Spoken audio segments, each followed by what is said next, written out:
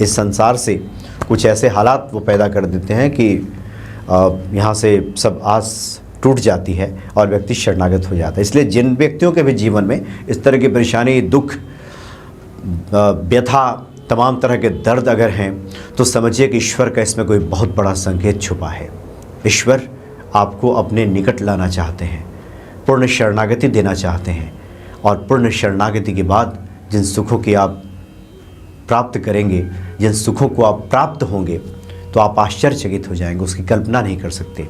इसलिए परम दयालु श्री हनुमान जी के आप शरण में जाएं और पूरी तरह से हर चीज़ से मुक्त होकर के, चिंता मुक्त होकर के हनुमान जी को समर्पित कर दें कि जो कुछ भी हम कार्य कर रहे हैं ये आप ही के लिए है, आप ही की खातिर है, आप ही को इसको संभालना है। तो निश्चित तौर पे देखेंगे कि ये शरणागति भी पूरी हो जाएगी और आपके जीवन में सफलता ही सफलता आपको प्रतीत होगी, हर तरफ विजय, और सही मायने में सब सुख लहे तुम्हारी सरना, तुम रक्षक काहू को डरना, ये होने लगेगा। जय सिया राम। सब सुख लहे तुम्हारी सरना, तुम रक्षक काहू को डरना। हनुमान जी की शरण में जाने के बाद ही व्यक्ति को सभी सुखों की प्राप्ति हो सकती है। जो सभी सुख हैं वो हनुमान जी की शरण में ही हैं। गोस्वामी तुलसीदास जी ने ऐसा कहा है कि बगैर हनुमत शरणागति के व्यक्ति को सुख मिल ही नहीं सकता। व्यक्ति को अगर सुख चाहिए तो एक मेव हनुमान जी की शरण में उसे जाना ही होगा। संतों का मत है कि भगवान की शरणागति को प्राप्त हो जाना जीवन की सर्वोत्तम और सुंदर उपलब्धि है। एकमात्र उपलब्धि, एकमात्र लक्ष्य जो जीव का है, व्यक्ति का है, वो ईश्वर की शरणागति है। ईश्वर की शरणागति के बिना कुछ भी संभव नहीं है। कुछ इस तरह की जिज्ञासाएं लगातार सामने आती हैं, जब कई बार हम भी बताते हैं कि हनुमान जी की शरण में जाए बगैर संभव नहीं है कि मनुष्य इस संसार सागर को पार पा सके, दुखों से उसे मुक्ति मिल सके, और जीवन में जो कुछ भी वो चाहता है उसे प्राप्त तब तक नहीं होगा जब तक कि वो हनुमान जी की शरण में नहीं जाएगा। इस पे काफ़ी लोगों ने लिख करके भेजा है कि आखिर हम हनुमान जी की शरण में जाएं कैसे। मुख से तो हम कहते हैं कि हम आप ही की शरण में हैं, हनुमान जी की शरण में हैं, लेकिन काम हमारा बनता नहीं, बातें वहीं की वहीं रह जाती हैं, कुछ भी जीवन में बदलता नहीं। न चिंता दूर होती है, न भय दूर होता है, न दुखों का अंत होता है। जीवन में तमाम तरह की परेशानियां दिखाई देती हैं। तो इसका मतलब तो यह है कि हम शरणागति को प्राप्त भी हुए नहीं हैं, क्योंकि हनुमान जी की शरण में जाने के बाद सब सुख लहे तुम्हारी शरणा, ये हो जाता है कि शरण में जाने के बाद सभी सुखों की प्राप्ति हो जाती है। तो जिज्ञासा इस बात की है कि आखिर हम हनुमान जी की शरण में जाएं कैसे, किस प्रकार से हनुमान जी की शरण में जाएं। शरण में जाने के लिए तमाम तरह के रास्ते बताए गए हैं, किस प्रकार से आप हनुमत शरण में जा सकते हैं। सबसे पहले तो ये जान लीजिए कि आपने पूछा है कि हनुमान जी की शरणागत या फिर शरण प्राप्ति का क्या रास्ता है। तो शरण में जाने का तो पहला रास्ता यही है कि कुछ प्राप्त नहीं करना है, सब छोड़ करके जब हम किसी के शरणागत हो जाते हैं, किसी के हो जाते हैं। शरणागत का तात्पर्य है किसी का हो जाना। किसी का हो जाने का मतलब है कि अब तक जो हमारा है, जो रहा है, वो सब कुछ छूट जाना, या उसी का हो जाना जिसकी शरण में हम चले गए हैं। ये दोनों बातें जब घटती हैं तब व्यक्ति शरण में जाता है। लेकिन सबसे पहले ये जानना बहुत आवश्यक है कि हम शरण में जाए ही क्यों। क्योंकि शरणागति की बातें की जाती है कि आप हनुमान जी की शरण में चले जाएं, लेकिन जब बातचीत होती है भक्तों से तो ये स्पष्ट ही नहीं होता कि हम शरण में क्यों जाएं। हम तो चूँकि हनुमान जी की उपासना, हनुमान जी की आराधना, या मुख से जो हम शरणागति की बात कहते हैं, वो तो अपना कार्य सिद्ध कराने के लिए हम कहते हैं कि हमारे सामने मुश्किल स्थिति है, हमारा काम ये अटक गया है, जीवन में ये परेशानी है, जीवन में समस्या है, हे हनुमान जी आप मेरा काम पूरा कर दीजिए। हनुमान जी ने काम पूरा कर दिया और फिर हम अपने रास्ते, हम अपने कार्य में लग गए। तो फिर शरणागति की आवश्यकता क्या है।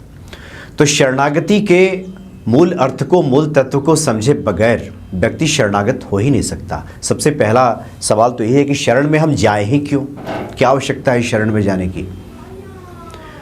जब तक ये स्पष्ट नहीं होगा तब तक व्यक्ति शरणागत हो ही नहीं सकता। तब तक जितनी बातें वो करेगा वो सिर्फ और सिर्फ एक तरह से देखा देखी होगा, एक दिखावा होगा। इसलिए हम शरण में जाए ही क्यों? जब हम श्री रामचरितमानस का पाठ करते हैं तो इस शरणागति पर बहुत जोर दिया गया है। प्रभु श्री राम अपने स्वयं मुख से कहते हैं कि शरणागत कहू जे तजहि, निज अनहित अनुमानी, ते नर पावर पापमय, तिन्हि बिलोकत हानि।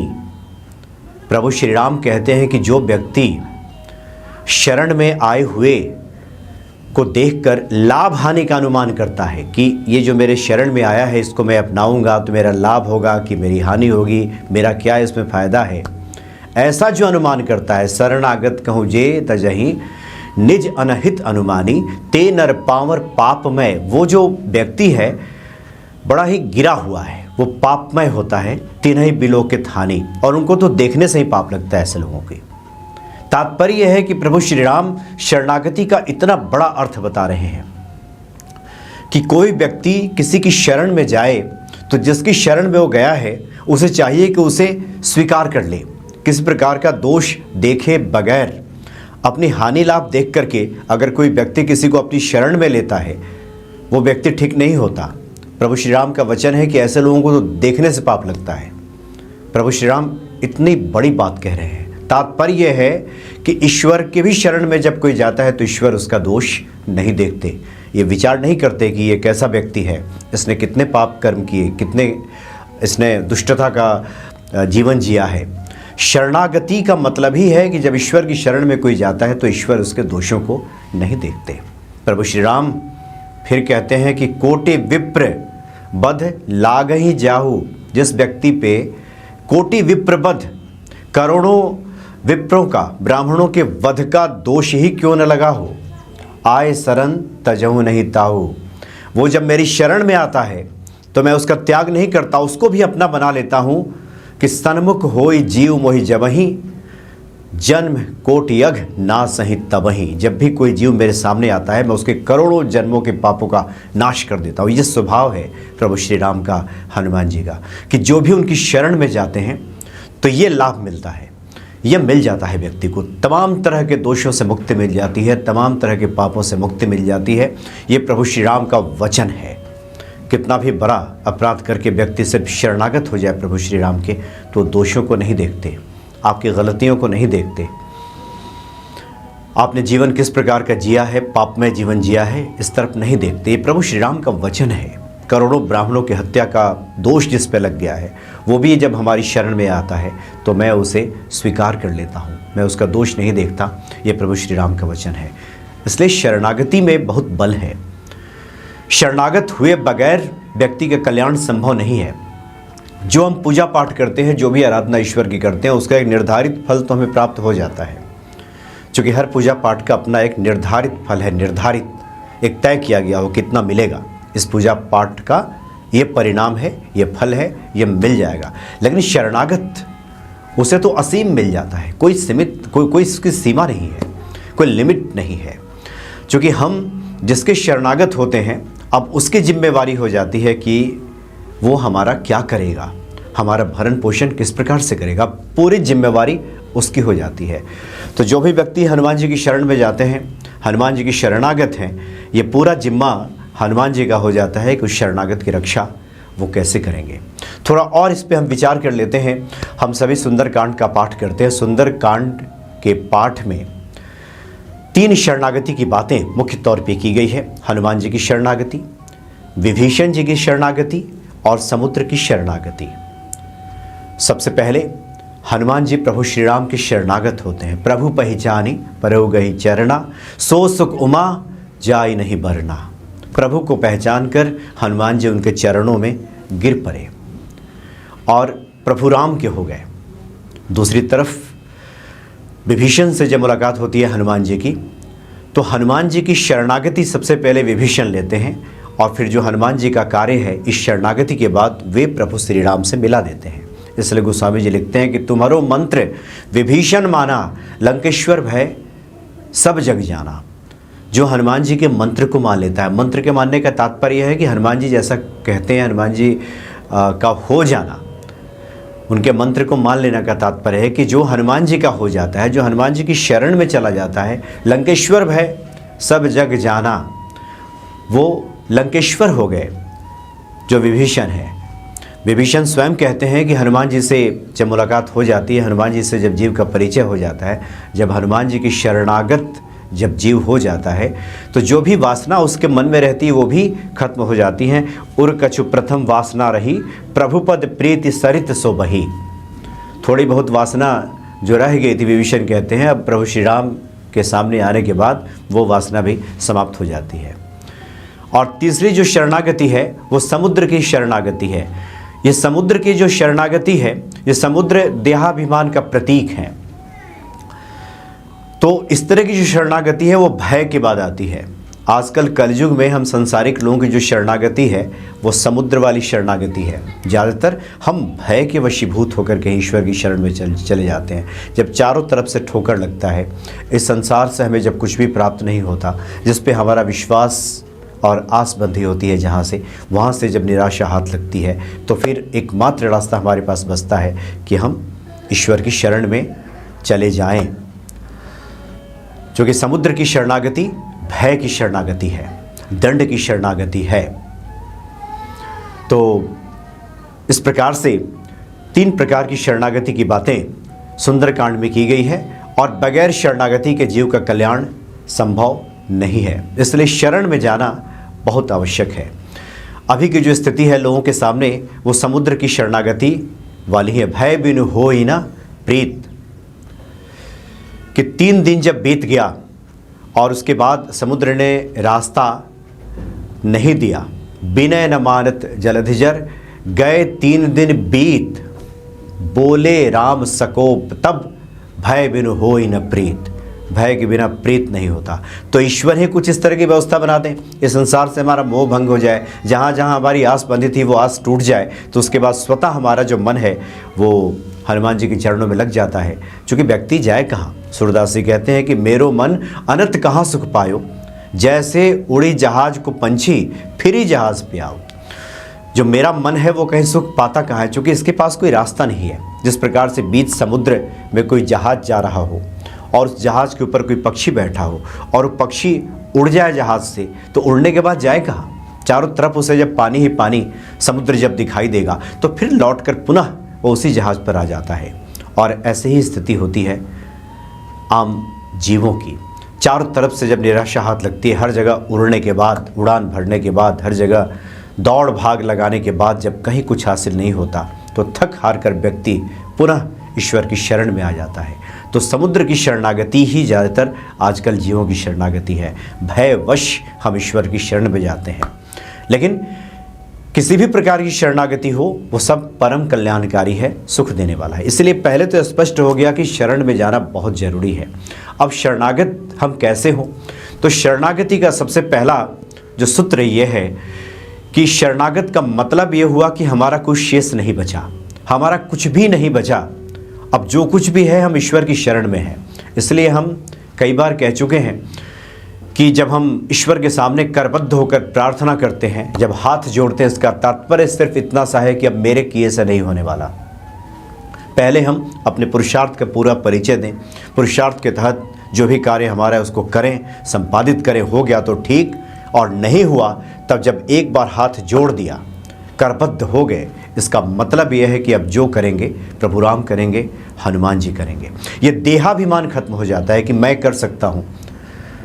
क्योंकि जिस शरणागति की हम बात कर रहे हैं और जिस देहाभिमान की बात हो रही है, कथा ये आती है सुंदरकांड में कि जितने भी वानर भालू थे वो सभी समुद्र के किनारे रह गए, क्योंकि सभी देहाभिमान में थे।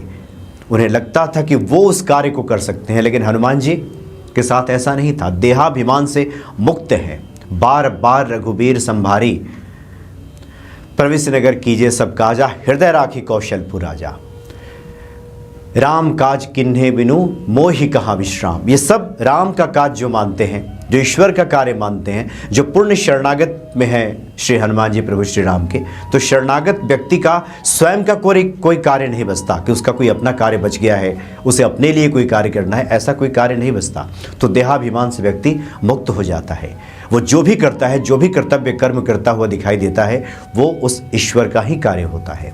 और इस देहाभिमान से मुक्ति मिलने के बाद जब कोई भी कार्य राम का काज बन जाता है, उसके बाद उसमें पूर्ण सफलता मिलती ही मिलती है। जब प्रभु श्री राम हनुमान जी की बड़ाई करते हुए कहते हैं, जब लंका दहन करके लौट करके आए हैं, श्री हनुमान जी के प्रति उपकार करो का तोरा, सन्मुख होई न सकत मन मोरा। मैं किस प्रकार से आपका उपकार का बदला चुकाऊं। जैसे ही प्रभु श्री राम कहते हैं तो त्राहि त्राहि भगवंत कह करके हनुमान जी उनके चरणों पे गिर पड़ते हैं। तात्पर्य ये है कि शरणागत का अपना कुछ नहीं रहता, वो जो कुछ भी करता है जिसकी शरण में है उसका मान करके करता है, उसके लिए करता है, तो फिर ये शरणागति पूरी हो जाती है। तो जब भी हम करबद्ध होकर के हाथ जोड़ करके श्री हनुमान जी के चरणों में जब कुछ निवेदित कर रहे हैं, तो इतना मान लीजिए कि आपको हर प्रकार की चिंता से मुक्त हो जाना चाहिए। चिंता अभिशेष है, आपको लगता है कि दुखों का अंत नहीं हो रहा, आपको लगता है कि आपको कुछ करना पड़ेगा।